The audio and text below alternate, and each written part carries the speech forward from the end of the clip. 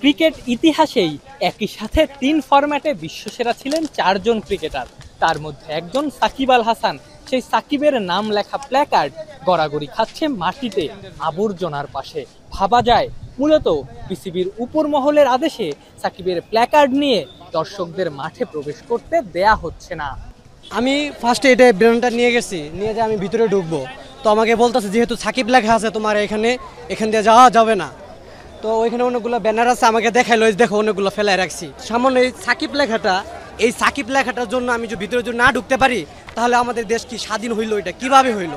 সাকিবের নাম লেখা কোনো প্ল্যাকার্ড নিয়ে ঢুকতে দেওয়া হচ্ছে না, কারণটা কি? আমাদের উপরে থেকে যেরকম বলা আছে এই কারণে, যাতে ভিতরে কোনো বিশৃঙ্খলা সৃষ্টি না হয়। ঊর্ধ্বতন কর্তা বা সিকিউরিটি থেকে বলা হচ্ছে যে সাকিবের নাম লেখা যে কোনো প্ল্যাকার্ড নিয়ে দর্শকরা যেন মাঠে ঢুকতে না পারেন। পাশাপাশি যে কোনো ধরনের লাঠি কিংবা পতাকার যে হোল্ডারগুলো থাকে, পাইপ থাকে, সেগুলো নিয়েও দর্শকরা প্রবেশ করতে পারছেন না। সেই জায়গাটাই প্রশ্ন উঠছে যে সাকিব আল হাসান দীর্ঘদিন ধরে বাংলাদেশ ক্রিকেটকে সার্ভ করেছেন, ৩ ফরম্যাটে বাংলাদেশ দলকে নেতৃত্ব দিয়েছেন, এশিয়া কাপের মতো টুর্নামেন্ট সেরা হয়েছেন, এত সিরিজ সেরা হয়েছেন, এত ম্যাচ সেরা হয়েছেন, এত রান উইকেট নিয়েছেন।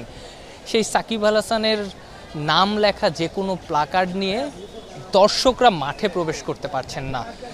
গুণীর কদর যদি না করা হয়, প্রশ্ন ওঠে তাহলে কি গুণী নতুন করে জন্মায়? Afnan Piyal, Jamuna sports, Mirpur Sher-e-Bangla stadium, Dhaka.